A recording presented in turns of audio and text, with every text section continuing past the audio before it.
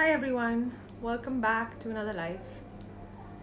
It's Friday, so I hope you're all kick-started your weekend on a happy note. We're just gonna wait for Sarosh, Neha, and Elizabeth to join us. It's going to be a fun conversation. I hope so. Well, it always is, friends and family from the fraternity. How's everyone else doing? Okay, Elizabeth's here. Everyone's here. Hey, Alex. Hi. Hi, Karishma. How are you? I think everyone else is here. I'm just gonna add them on. Okay, great.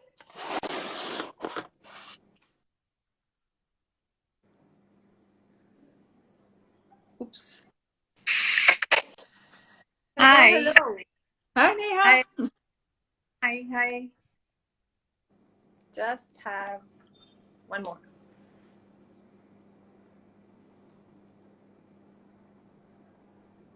I mean, we can still talk.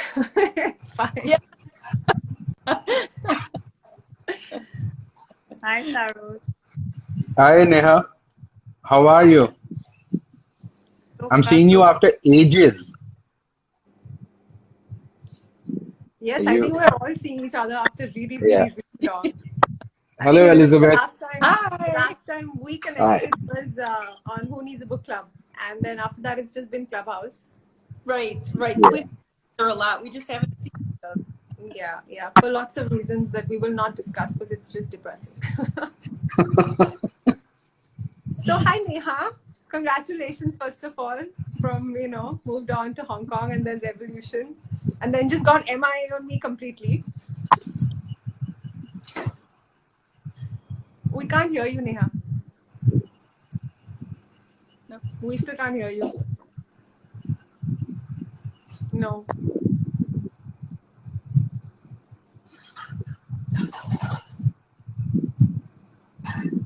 Do you wanna join back again?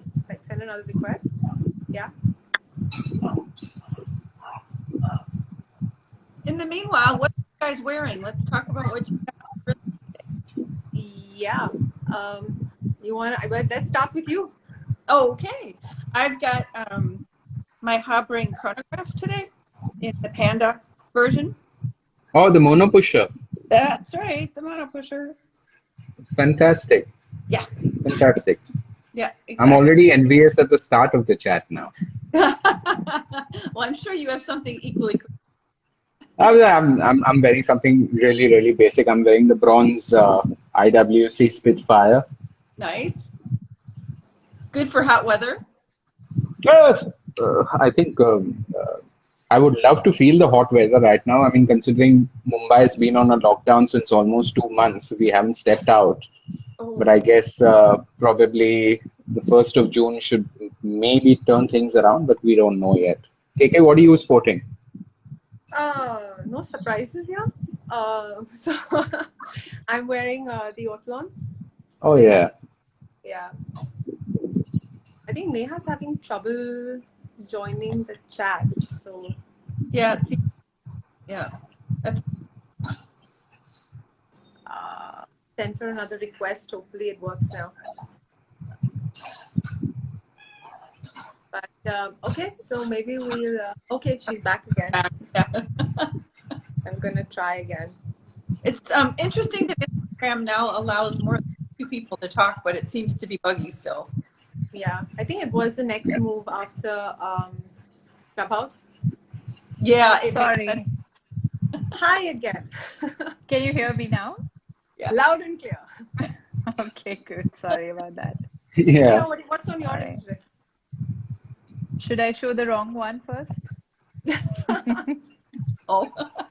No. It's the Prima Luna on Jean. Oh, nice. Yeah. So, That since we are on Instagram and it is an Instagram live, everyone kind of sort of knows who we are. But can we just do a quick introduction as to let's start with you, Neha. Okay, so yeah, as you mentioned, I joined Revolution this year in February, and I was heading Watch Time India for the past 8 years. So yeah, just moved to online, which is a new space for me. So just getting used to the pace. I have so Um, Yeah. many questions about that. and yeah, it's lovely working with Wei and his team, full of ideas and always very active. So yeah, that's about me. What about you, Elizabeth? So I'm the editor-in-chief and co-founder of Quill and Pad. We are only online. We are in print. So just go to www.quillandpad.com and you'll find it. Super short and sweet. Short and sweet. So, I think Karishma, you should talk on both our behalf for the R markers, please. Yeah, sure. Very, very quick, brief introduction.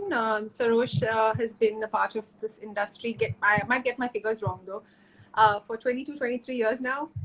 Sort of seen the 20, whole. 24th now, the furniture. Okay, 24 years. Yeah.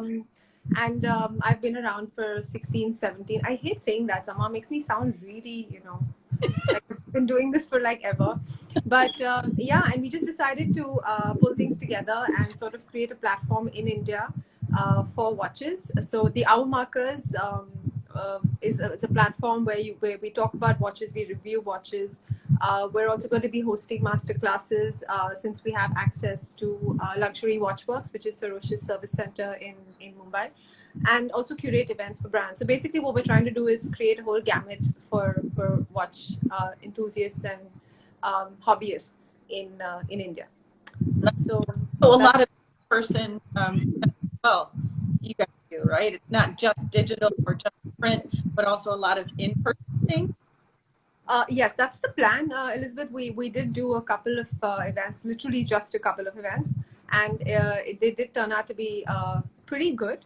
But then, of course, considering the situation in India, oh, hello. Big advantage of working from home, the cat. Yeah, but it is what it is. Hi, Bharat. Good to know that you're a fan, but you can stop. Okay, great. So I have lots of questions, but I had put out the questions for Instagram and some very interesting ones. So I'm just gonna get started with the obvious question was how do you review watches when you don't actually see them in metal, which is something that we all had to sort of do this year. So we have our take on it. We haven't seen the watches at all. I don't know about Neha, you in Hong Kong, or is it for you as well, whether you actually did get to see the watches while you were reviewing them. No, not really. But now the market has started opening up again, like post-COVID. So I'm getting to see most of the Watches and Wonders launches now. But I didn't get a glimpse of the actual watches when we were writing about them. So yeah, it was based on our knowledge over the last few years of what the brands have been doing and usually how those collections are, and it was basically based on our collective experiences and basically what when after so many years what brand specializes in what and how the outcome would be, unless it's a completely new movement or a completely new watch in terms of design which you can touch and feel and only then give a review. So yeah, so it was basically last 2 years year and a half has been all about our collective experiences and how we've been perceiving the brands and how much we know the brand inside out. What about you, Elizabeth? Was it equally hard? I'd say it's been hard. So we had the great fortune to be able to go to Geneva Watch Days last summer. So we saw a lot of watches there and also some that were upcoming. So we basically we used a lot of that material up until Watches and Wonders. Most of what we reviewed at Watches and Wonders we had seen either through Zoom conferences or photos or just talking to the makers, but not really handling the watches. I'm hoping that we'll be able to next month because Europe is starting to open up again and vaccination rates are now higher. I'll be fully vaccinated in just 2 weeks or so, so I'll be able to travel to Switzerland again, and I'm very much looking forward to it. But what we've basically done is just sort of reviewed without having the hands-on experience. And if we felt the watch was not good to review without a hands-on experience, we haven't reviewed it yet. We'll just wait. So there's a few highly complicated watches out there that haven't been reviewed by us yet. But for that reason, we're just waiting till we can see it and handle it ourselves and photograph it, because sometimes they just need more. My question is then, ladies, how hard is it to give an honest review when you can't actually see the watch? Even when it comes to colors, sometimes I get the complications and the movements, but sometimes the brands highly Photoshop their watches for marketing purposes. So if it's a particular green, for example, since that's what everyone's talking about, how do you actually give an honest review? Because I mean, you both represent, all of us, I'd like to say, represent very respectable media houses. And we come with a lot of experience. So, but still, that being said, you don't actually see, all the greens have been different, and green is something I'm just using as an example. So how do you give your honest opinion then? Well, I guess I'll start. I mean, we haven't really been reviewing them in the classic sense. So it's more like explaining what the watch is, giving our take on it, but explicitly saying in the posts also, we haven't seen this watch yet. So that's the best we can do for right now, because nonetheless, even if we haven't touched the watches, in many cases we still know a lot more about it due to experience or interviews or various other sources than maybe the public. So we're still a good source of information, but we do explicitly say we haven't handled this watch yet. So Yeah, I think I'd like to it's cite an example here when we're talking about green watches. So the Jaeger-LeCoultre Traverso green that has come out. So I got to see that watch 2 days ago, and they call it the pine green or the forest green. And one would have imagined that it would be slightly more bright, but it has a very soothing feel to it. So all these nuances you don't get when you're actually writing about the watch. And if we have to compare, then it's a very as I said, it's a soothing green as compared to what we saw for Grand Seiko. The green dial that they did was completely different. So I'm assuming that when I get to see the Grand Seiko in metal, it will be much more fun to describe that green. So every writer has its own way of describing the colors also, whether it's the same tone or not. But yeah, you missed that part. But otherwise, you know what's the movement, what the movement is in the watch and the history about the watch. So you put all that into context, and you do you do the usual package. But yeah, you missed having these little nuances that makes your write-up more rich, or just more in depth. And I think that particular watch, one of our contributors had the chance to handle this watch. In fact, he borrowed it for a couple days. Okay. So he has written a review, which is posting today, and has original photos of it. So we waited all this time until we could write about that watch. But you're right. He said can look gray or even anthracite colored in certain light situations. It's an interesting thing. I can't see it myself. Yeah. I think even at our end, Super envious of the two of them. Sarosh, I'm yeah. just extremely envious of them. Yeah, but I think I think the mad rush that sort of comes together with that responsibility, especially when you're an online portal, is that you need to be out there with the information, and you just can't help it. Like sometimes you need to just run with the release that sort of comes to you, and of course none of our watches and wonders watches or whatever we've written about, I think they're just more like introduction, and this has been released and these are the basic aspects of the watch. But I mean, you somehow can't just sort of make out much from a picture, and either you sort of just get left out and not sort of acknowledge it till you want to sort of have a policy saying that no, if I haven't touched it, I'm not going to write about it. But that can't be the pace you have to follow. So I guess when we open, and I think post September onwards, we'll be getting a lot of carnets entering the country from various brands. You'll be able to check it out. Probably that's the time that you can add another angle, which is more personal rather than a release-oriented aspect of things. Right. Just a shout out, hey everyone who's joined us. Thank you. Hi Dhruv, Nelson from Chile. Hi Wasim, nice to see you here as well. Yeah, that being said, I had a similar experience during Watches and Wonders. Firstly, it was insane. It was crazy. Especially with watches like one of my favorite brands, and I'm just going to put it out there, is Jaeger-LeCoultre, and the quadriptych was a stunner. And now, although I had an opportunity to speak with the CEO, and she actually showed me how the watch looks on the wrist, it's still very different. It's such a complicated timepiece, and to write about it, I mean, we obviously did write about it, but it wasn't, we couldn't actually give out an honest review as to how it actually felt on the wrist. But besides that, there was also the Nano TM, which I really liked, and we wrote about it. But we had a couple of queries about that one. Yeah, because I think when Go ahead. we were fortunate enough to see some very up-close videos of the Nano TM, and the jumping hour is not what you expect. Right. It's not an instantaneous jump. It's a gradual jump. So I get. I mean, we shared our feedback with the brand, and now let's see what happens on that front. So yeah, I mean, These strings and get me that reverso. I mean, Our best if we who could said that? get you'd be next on the list.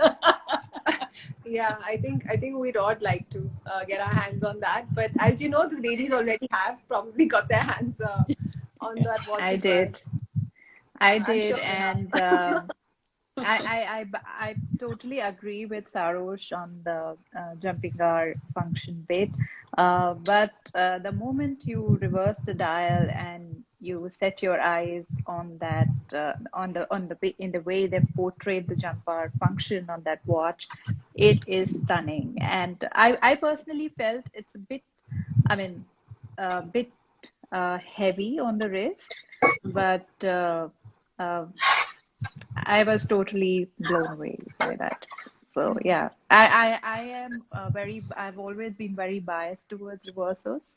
So not the best person to talk about it, but yeah, sold I think we all are. completely. Elizabeth, you're also very biased to the reversals. Very. I mean, Okay. in all fairness, I mean, any watch lover, you can't say that I hate the reverso. I mean, it's never going to be the case that way. I mean, it's one of the fine, and I think it gets backed by a very strong historical aspect, the design aspect. So I think I think rarely would you ever find somebody saying that, oh, I really don't like the reverso. In fact, the name Jaeger sort of is synonymous with reverso. Absolutely. And I don't know anyone who doesn't like the Reverso or that brand. I think for many watchmakers that I know, enthusiasts, it's always one of their favorite brands. For everyone, I have never heard anyone I don't like that. I have strong opinions on, watches like Rolex or Tudor. I mean, they're very strong opinions. Or some of the indies, but Jaeger is universally loved, I find. The general consensus, we love Jaeger. I know this is not a sponsored live. Okay, to just put this point out there that this is not sponsored. I just didn't like one collaboration that Jaeger had done for the Reverso, which was with Christian Louboutin. Kristen Louboutin, yeah. Oh, yeah. That wasn't really my cup of tea, and I like the old. Someone very senior in the brand told me that now the Reverso has graduated from being your grandmother's watch to your watch, and I was like, I would rather be the grandmother and have those classic 1930s style old Reversos on my wrist than have this, chunky Yeah. Louboutin one. So yeah, That being said, I'll that being said, Neha, the party was a fun one in Geneva, though. It was. The Louis Vuitton Je le Cool launch. I still remember that. Did you get your nails Yeah. done then? Yeah, we did actually. We did got Yeah. our nails done. Exactly. Sorry, Sarosh. We don't mean to take over, but I don't think you got your nails done that day. I wasn't invited. No, kidding. One of my friends got his fingernails done at that party that night. Oh. Yeah. Okay. So, okay, coming to my next question, which I was so amused by. When you get watches to review, do you get to keep them after that? Isn't that the most? Oh, I Oh. wish. I Isn't wish. I would love it. Like, I love my profession anyways. This would just be like a cherry on the cake. Although, do you know what I will say? So this watch was sent to me as a review piece, and then I sent it back, and then I bought it. I thought about That it. you could do. Yeah. I think that's the hazard of doing business in the watch industry, because 90% of the time you'll end up liking something so much, and then you would like be reviewing your financial statements. Where did I go wrong this year? But yes, it still sits you on your wrist. Right. It happens. It happens a lot. Not the first time that's happened. Neha, do you get to keep the watches you review? Really. Yeah. But I'll buy them. And you wouldn't know about it, right, Karishma? Yeah, I mean, So we don't get to keep the watch. In fact, when it comes to the office for reviews, the brand guys are there sitting on our heads, and we have to return it within an hour or two of getting the watch to, play around with the watch for some time, get the shoot done, and pack it properly, and just sigh. That's a bit strict schedule. I mean, Yeah. I thought they would at least let you keep it for 2-3 days. I mean, they are pretty lenient with us over here. No, not I so mean, lenient. Not with brands like Patek and Oh. Rolex or Tudor. Or they send the watch, they get the watch, they leave it with you for 2 hours, and then they're like at your door watching you. Okay. Yeah. Probably with Rolex, what would happen? I think the client will come wearing it on his wrist, considering the store will never have the stock. Yeah, we were lucky to have seen the meteorite dials this year. I mean, last month. now you're just rubbing it in, right, Neha? Now you're just rubbing it in our faces. I'm just telling you. So I met the brand guys today, and I was told that now they don't have the watch to showcase to even the media guys. I mean, There you go. So there's a question that just came in. What has been the hardest watch to send back after review? Hi, Sierra. I know which one was mine. You guys have one? I don't think I've ever faced that with in India. I've never faced it where, except of course there was. Are we naming brands now? Can we name brands now? Are we being that candid? That tourbillon of yours, Karishma, I think you were quite close on certain. The one with the red strap. Yeah. No, okay, now we know. yeah, no, I don't think they've been that rigid. I think, but of course, like you mentioned, Neha, Pateks, and we don't have the Pateks here, at least. We don't have the Pateks here. So on that note, I don't think I've really had a tough time returning watches after reviewing it. But Elizabeth, if I'm not wrong, you've kept the Zeitwerk for a month, right? You had the Zeitwerk to review for a month.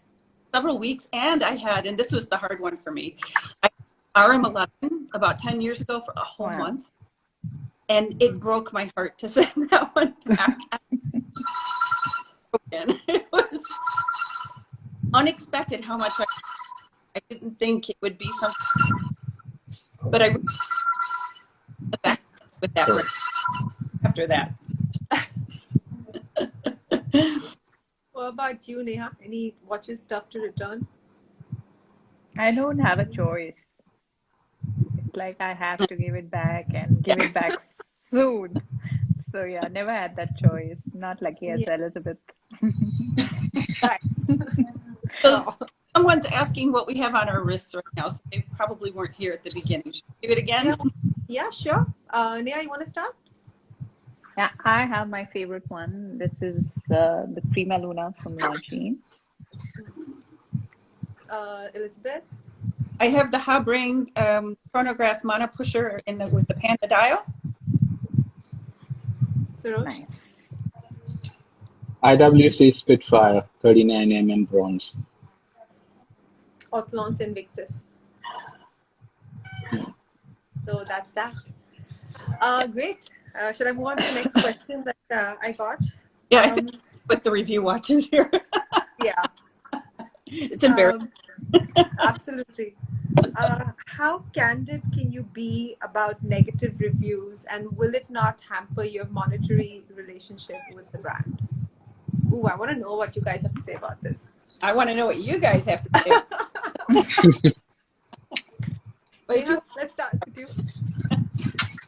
So, an extreme luxury of choosing what we review. So I'm going to be really honest right here. We just rarely review, or if ever, review anything we don't like. Why would you waste your time? You know, if we see watches somewhere at the fair or whatever, and we decide, that's not so great, then we just leave it. It doesn't get publicity. It doesn't get negative or positive publicity. Sometimes things come up, like in our roundtables. If you pay attention to what we, close attention to what we publish after every fair, we do a roundtable with all of our people that were there. And sometimes you'll find negative comments in there. Like, we do discuss the watch that we least like, things like that. But in general, it's just not something we like to spend our time. Yeah, and I think the brands are also now pretty much relaxed. I mean, gone is the draconian approach of the brands, where sort of, they would take offense to saying that, okay, probably while reviewing, you point out something which could have been better, or probably you bring in your thought point because you're the writer. But I think there is a way of saying things, and that's what I think the way we put it. Okay, sometimes a reader might say, oh, but they're not criticizing. We are not here to criticize. We're here to provide an opinion. If I was buying the watch, okay, I'm not writing about me buying the watch. I'm writing about a review, because that's our profession. And I mean, we're fortunate enough to be people who are associated and working into something what we love. So I guess, when you look at it from that thought point, we are not here to offer a criticism. We are here to offer an opinion. What you frame of it and how you talk about it is something, it's your personal domain, But I think, people should realize the fact that even to make a 3-hand movement watch, sometimes with the most simplistic dial, it's a lot of engineering, a lot of geometry, which has to be balanced with a certain amount of art and aesthetic. And if you're better at doing that, then so be it. I mean, you should be making watches rather than sort of, sitting on the fence and pointing fingers. Yeah. And you can put, maybe suggestions for betterment or things you might have found better about the watch. Right. You don't really negatively criticize something. You wouldn't look someone in the face and do it to their face either. We write the way that we speak, or we like to do it that way. It doesn't have to all be about sensationalism, I think. Right. How about you? Right. So most of the times when if I get a request for a review, then I judge whether that deserves a video review or a written review or just a post, and I try to politely convey it that this is what we can do for you. But we are, as Sarosh said, we can be honest in a certain way and not really be blatantly criticizing the brand, but have our suggestions put in a way that this could have been done better this way. So I don't think it's so difficult. I think it's just about managing how you want to put that point across and how much coverage you want to actually give to that piece if the pieces come from the brand side. Of course, we have our own choices and we want to highlight a particular watch because we really liked it and we would like to personally get to know the watch better by wearing it for a couple of days or an hour or a couple of hours. So it all depends on whether what kind of coverage we want to give to the watch and how do we want to put across our suggestions. So it's all about tackling it more smartly, I would say. I think, guys, I think this question comes from the fact that in the recent past, we've seen media houses being bought over by bigger groups of, watch brands. And I think that sort of leaves the readers a little skeptical on whether they can depend on that particular review. Because I'm not saying 100% if I read an article by Elizabeth or by Neha or by Sarosh, I will definitely want to buy that watch. I'm not saying that. But it's definitely going to impact the way I look at the watch and my decision because, okay, you're respected editors. We all have been around for a while, so we know what we're talking about. So I think the question arises from there that since now media houses are also being bought over by the brands, how much of that information is actually authentic and how much of it is actually what we feel and sponsored, basically, what I mean. Yeah, that's a big discussion in today's media landscape, isn't it? I mean, we're just a very small publication with two owners, myself and my business partner, Ian Skeller, and so there's not much behind us. Pretty much do and say whatever it is you choose. That's the luxury. Okay. Yeah. Neha, you're from you're right now with a relatively larger publication. You have a global platform. How does it work? I mean, we all know the monetary aspect is definitely involved because we have to eat. So, but besides that, how do you balance it out? We have the advantage of having someone who is heading the organization. He is himself a very, very thorough person when it comes to watches. He's a very well-known collector, and he knows knows things inside out about these brands. So, I personally feel that Wei always likes to promote or write about things that he really believes in. So that makes it easier for the team also. So it just flows from the top. Which we had Unless he's convinced about something, so far I've not seen us pushing pieces that he's not convinced about. And most of the big, quality time pieces, he handles himself and he's been writing about it. So yeah. I kind of agree with that also. On a personal front, I have to put this example out there. So I was more used to the print way of functioning until COVID hit us, and then of course we started with the whole hour markers, and even before that with Carry Watch. And I don't know whether it was the mindset of COVID, but I just had zero filters after that. And if I saw a watch that I did not like, I had an opinion, a very strong one. Whether it was a positive or a negative, it's very subjective and to each their own. But I had an opinion. But I do realize, I think being the media, we have to be a little more responsible in how we project things, and particularly now, coming back to our first point, that we don't get to see the watches in the metal. Like this particular watch, two watches that I kind of wasn't very happy with. When I did see them, I have to admit I loved them, but but it was because the brand went a completely different direction than what they normally do. I already had formed an opinion about it. And I just think, of course, we need to be a lot more responsible, particularly now since social media has sort of taken over and everybody with an iPhone or a smartphone has become an enthusiast and an influencer. Yeah. And I don't know about you guys, but it drives me nuts. Well, it's remember that an opinion is just that. It's an opinion.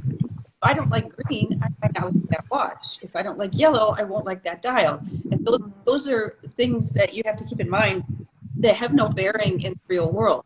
What we should be reviewing and supposed to be reviewing is the how well made a watch is. Does it function the way it's supposed to, et cetera, et cetera. These sort of inherent truths. But whether I like the style or don't like the style, it actually doesn't matter, because someone else's opinion is going to be entirely different from my own. And what makes my opinion on a style better than that person's? So throughout my 30-year career, I've actually not ever wanted to put that sort of opinion out there because I just don't think it's fair. But the other things, like if I find inherent flaws in a watch, that's different. That needs to be said. And we have, as a publication, also received some pretty irate emails at times from, manufacturers because the points have been brought up. That's how we feel about it.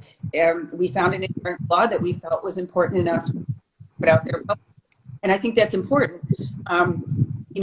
Let's think back to October 2019 when Lange and Zuna brought out the Orpheus. All of the media landscape had seen this watch. We'd all been seeing it months already before it was actually published. So we were all used to it. We were able to form our own opinions. It was a watch for almost like any other. And then it broke on social media and it became this thing. I have to say, I had to stop watching Instagram. I got very upset by it because I felt like people were looking at a picture, just a picture, not even the whole watch, and being so entirely unfair. I couldn't understand it. That was me. No, it wasn't you. I was one of those people. But think about it. A week later, a month later, this watch is one of the darlings. Like this is like has a waiting list 5 minutes long. Absolutely. How fair was it? It wasn't really very fair. So I think people really back and Yeah. We have an interesting sorry. I've never really got the opportunity to say this to you, Elizabeth, but I really like the way you guys do that segment of what we liked and what we did not like, after the fairs. And it's so candid. And I mean, for all those people who've been asking how do you say that, how do you review the watch if you don't like it? So it's all there. And Pull and Pad is one of the blogs that I follow regularly, and I love the way you guys are so honest about stuff and so thorough at the same time. So thank you. So if you want to see those, you can find them. We publish them after every fair, and if you go on our website, if you hit articles, there's a whole listing of categories. Just go to roundtables, and that's where we do these sorts of discussions. And all these roundtables are super candid. Like they're just. Sometimes I wish we could edit them a little down, because sometimes I think they're controversial, but it's okay up till now. No, I think the more real you are, the better it is. Although I remember Neha, just going back quickly to SIH, you kept twisting my arm every time I had an opinion about something and asking me to have a filter before I project my opinion.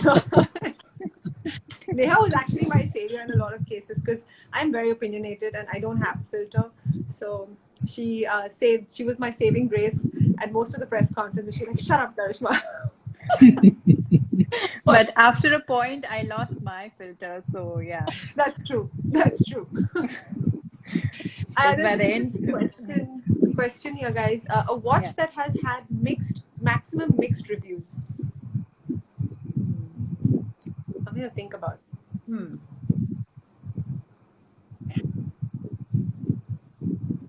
Like in the recent launches?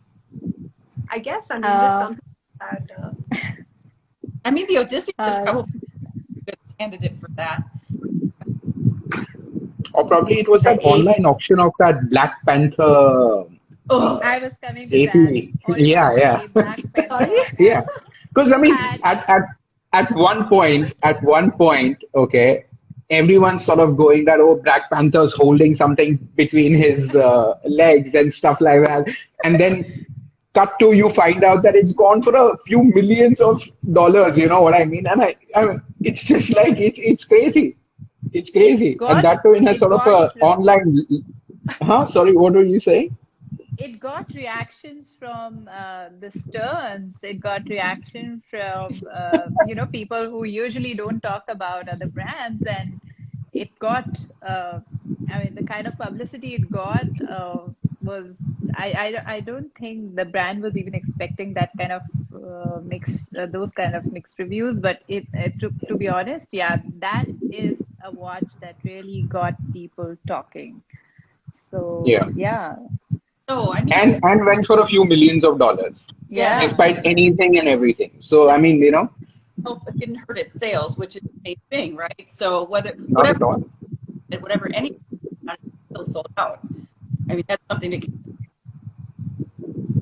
Yes, I mean, I think the same happened with Code, and I think a few years prior, and I think even with this whole thing of the 5711s going out of production and then pop comes the green, you know what I mean?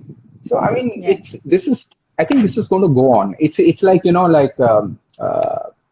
probably I always mentally visualize it as a group of people sitting in a circle, and this the brand just comes randomly and taps one on the head and then says, now figure it out who's got hit, and argue amongst yourselves. I'm going to sell. I mean, they usually land up selling. I have lots to say on that, but I don't think I will. Okay, it's intimidating walking into a watch store, wanting to know more about a piece which you are intending to buy in a few years. Any advice here on forming a relationship with watch stores? Don't take your cat. Sorry? Don't take your cat. Don't take your cat. I think despite the whole despite the whole aspect of things moving more online research, a lot of people do work on relationships, and I think it's good. Like, I mean, if you have your barber and if you have your tailor, I know men don't usually land up changing that, and the same goes for even your ADs as far as your watches are concerned, because at the end of the day, yes,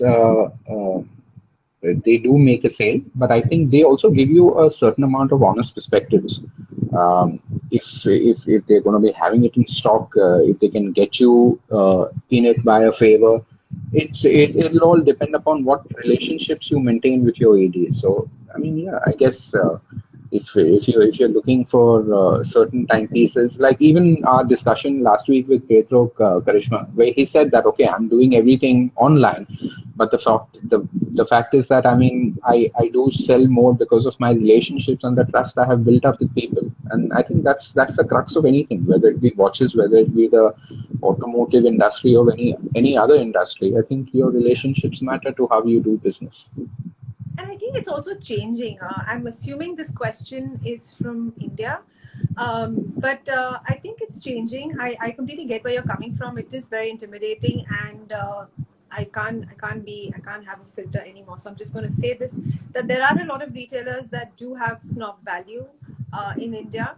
But I see that changing as a trend. I see retailers today being a lot more receptive, being a lot more humble and warm to anybody who comes into the store, whether you're there to buy a watch which is priced at 50,000 rupees, or whether you're buying a tourbillon or a minute repeater. I think retailers are sort of understanding that they need to be more engaging and communicate more with their buyers, because history has it, you can't judge a book by its cover. So I see that as a changing trend, at least from India's perspective. So yeah, don't have any qualms. Go out there and ask your questions and see how it goes. Good luck with your next buy. Okay, I have more questions. I have a question before I take on any more Instagram questions. I don't know about you guys, but I get extremely intimidated and stressed out with this whole rat race of the breaking news. Okay, it completely drives me nuts. And Tell me about it. like you have to be the first one to put information out there. Is it really that relevant to be the first one? And for whoever is watching this live, guys, also give us some feedback. Is it really that relevant to be the first one to put it out there? Because let me just put it out there, it gives us sleepless nights. We don't subscribe to that. We just do our thing. We have a way of working, and we don't care what's breaking or not. Our promise is to bring quality content, quality stories, the same way we did back in the print days. And you can't do that if you receive a press release and you're expecting to get something coherent, a story up online within the hour. That just doesn't work out. So we don't even try. We take our time, but we do everything the same way. Let's just put it that way. Always. I feel this rat race is getting worse with social media. Earlier, when it was just about breaking the news on website, you still had some time. And but now with Instagram, it's about post it out, post it out on Insta first, and then you do a story, and then you do a second draft to update, and then you do a third follow up with your own with images that you've shot at your studio. So um, this whole influencer culture that we're talking about, so it probably that's fueling it, or the fact that everybody is consuming news on social media and it has to be instant and stuff. But yeah, it is really taxing. And I want to know from the listeners whether they really care to see it first on this blog or that blog, or I don't know Yeah, how we important it's to already them. got some feedback saying it's not important to be first. If it's rushed and disappointing, I tune out. I'd rather read the best article a week later. Mm-hmm. Okay. I think I only rush to read breaking articles if I like the writer's work. That's fair. Mm-hmm. Yeah, I think But it the writer definitely can't do optimizes. much. The writer can't do much in an Insta caption, right? Yeah. Well, that's Yeah. the difference, right? That's something that I've Yeah. also been pondering with. How much is online presence actually relevant if you have no offline credibility? It brings us to the same thing, because everybody, like I said, with a smartphone is an influencer, and everybody has an opinion, and rightly so. But then be smart about your choices about who you're following and what you're listening to. Do your homework. It basically comes down to that. Yeah. And honestly, is the a new dial color for watch? Really? I'll put that out there. I mean, if it's a green something from brand that is,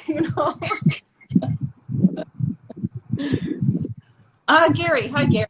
He says, opening up my Instagram in the morning and seeing 50 posts on the same new watch is a pain. And I can't tell who is first, and I don't care.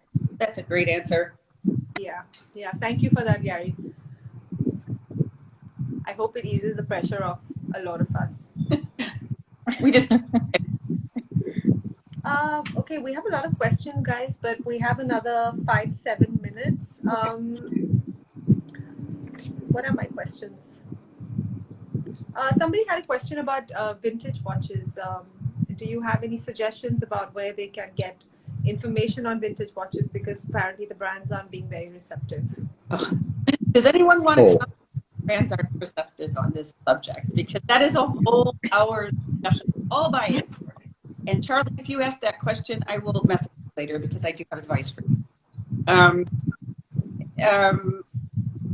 Yeah. Vintage, coming across vintage watch information is hard. And in my experience, the best thing you can do is talk to people, other enthusiasts who know better than you do, or read books. That's what I do. Yeah. I think, no, get but off Instagram and start need reading. to need to understand the question also, that has he been writing to a particular brand and they haven't been answering, or what's the situation? So probably if he messages any of us on our DM, so probably if we know the brand, maybe we can push the cause. Yeah, we'd be happy to help. Dennis, all here, including me 10 years ago, was doing about the same thing. What are you referring to? What was the question? All here, including me 10 years ago, was doing the same thing. How different is it now? You mean reading as opposed to... I mean, if that's the question, then I still strongly believe in reading. I still get a lot of my knowledge from books. Yeah. Yes, there's a lot of information online. I will not take that away. There are a lot of great sites like Quill and Pad or Revolution, or now the Hour Markers, and various other platforms as well. But I think books just have a very different authenticity and feel to it. And in terms of information also, it's just the whole idea of, sipping on a glass of wine and reading a book, and sort of taking all that information in. So I still prefer reading over... I mean, to be very honest, I still make notes rather than typing stuff out. It's just, I just prefer it that way. What about you guys? Does that work for you? I love reading. I love Yeah. reading, and I love taking down notes. rather than recording it or typing it on the computer. It just makes more, it's just, I just feel more organized when I have a pen and paper in hand. And Yeah. Yeah. maybe we are old-fashioned. Yeah, we're old school like that. Maybe, but there's an interesting thought, and I keep meaning to write an article about this, that sometimes there are errors in books or online or anywhere. There's, nobody's perfect and nothing's perfect, but sometimes there are big errors in things. And it occurred to me, I was researching a story a few months ago, and I was using a book that was written in the 90s as part of my research, and I came across a huge error. Went to the brand to verify it, and the brand told me that was an error. And that because the error was in that book, that this history or this fact has been perpetuated as fact for the last 30 years. Mhm. It's not fact. Right. And I thought that is so interesting how it's entirely possible just to rewrite history either by omission or by mistake. And I wonder how much things we think we know is exactly that. Yeah, yeah. Which brings me to For that sure. point. I don't really think anybody is, I detest people who call themselves watch experts. None of us are really experts. Personally, I think we learn every day. There's a new piece of information that comes up every single day. And to call ourselves experts on watches, ask me what you want. No, I don't have all the answers. Yeah. So, Ladies, I'm yeah. Sarosh. I'm going to have to end this chat, but I want to know from all the watches that were introduced this year, not just at Watches and Wonders, is there one particular one that you're waiting to get your hands on? Yeah, the Quadratique, which I'm hoping to see next month Same. in Switzerland. Again, this is not a Same. sponsored post. Devesh would be very happy. I see Absolutely, that he yeah. joined. Yeah. Oh, there is one more, and I hope to see that soon too. I'm such a fan of the Lange one. Of course, this is also not advertising for Lange. They're not paying me to say this. It's just one of my favorite brands as well. They brought out that new little Lange one with the aventurine dial this year. And I've seen the Saxonios that came before it with the aventurine dial. And honestly, those are so high on my wish list. But the Lange one is my favorite watch that Lange makes. And I can't wait to see that one. So I'm very excited to see that.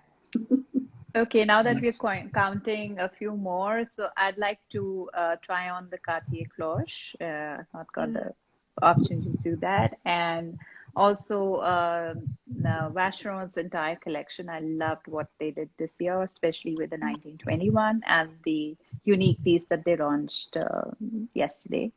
So yeah, some of my favorites. That's one watch I will not return after the review if I had my hands on it. There goes our chances of reviewing the watch, Sarosh. It's a piece unique. You'll never get it. You'll never get it. What are your watches though? Which ones are you waiting to see? Were you asking me? Yes. Ah, honestly, I think the only watch that caught my personal fancy was the Cartier cloche. That somehow I spent an extra 10 minutes looking at it on my screen, and that's something that really caught me. Um, uh, as a person who's been collecting watches, I wish I had started acquiring certain Cartiers 20 to 30 years ago. I would have been in a much better place, but too late. Time's not going to wait for anyone. Too late. Too late to realize. It's never too late, Sarosh. Come on. Start I saying. agree. It's never too late. Listen, I mean, we're running an online portal. We write about watches. You put in If you're a fashion journalist, you don't go home with the model. You know what I mean? You put in a request now, and maybe in a few years you'll get your hands on one. Possibly. One second. I think KK has a point. Probably she's walked out with models more than I have. No, I had things to say about fashion models, but then maybe not. Okay. So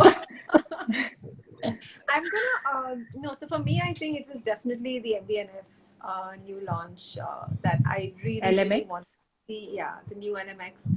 I just love the look of it. I've tried on the can't believe I can't remember the watch. The one that he created, the Flying T, sorry. Oh, And yeah. it's a sort of similar vibe. So I want to definitely get my hands on that. And on a more contemporary front, definitely the quadriptych is a watch that I want to see, just because I'm intrigued. Also, I don't know if I like it or I dislike it, but I do want to see how the Oris Candy Yeah. watches sort of build a patina and then see how they look. You know, a patina with a pink dial and with a pastel dial. It'll just be I interesting. think the other one was turquoise, right? I think they did a turquoise. Yeah, they had a They turquoise. did three, yeah. Three, Yeah. three of them. Yeah. So it'll be interesting to see how that sort of converts after it like sort of builds patina on it. So yeah, those are my 3 watches. But this was fun, and Yes. we should definitely do it again. Any closing thoughts from you ladies? Well, I want to do this again. I was very glad to hear that people out there are not dying to see it first on a particular portal or a particular social media handle. And I just think that we need to take it easy and be more in depth. And it was just good to hear the other side. And always fun to talk to you guys. So, yeah, looking forward to our next chat. Yeah. Great. I hope we can do it in person, maybe in Dubai in this fall. Yeah. Yeah. Hopefully, guys. Hopefully, yeah. From our perspective. Yeah. Yeah. We should be all vaccinated by then. Yeah. Yeah. But this was really fun, and I would love to do it again. So I will get in touch with you. Okay. Sure. Looking forward. Thanks so much for Okay. organizing. Thank Okay. you. Bye, Bye ladies. bye. Stay safe. Thank you. Bye. See ya. Bye. Bye. Bye bye.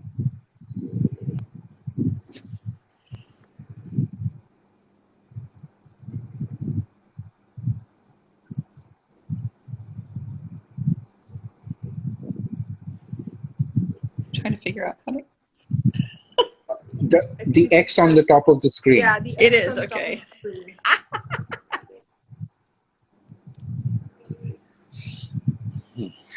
All right, that was fun. A lot of interesting takes. Yeah. So thank you all for taking your time this evening, joining us at the hour markers. And if at all you have any questions, you can reach out to us. If you need any assistance, you can always reach out to Karishma or myself on our personal handles or at the hour marker handle. And if there are any topics that sort of interest you, or would you like us to sort of talk about them, since it's just an online medium, do write into us, and we'll make sure that we bring those topics further up. Absolutely, guys. Thank you again for joining us. And on that note, stay safe, stay home, and we're going to see you again soon. Cheers. Bye. Bye.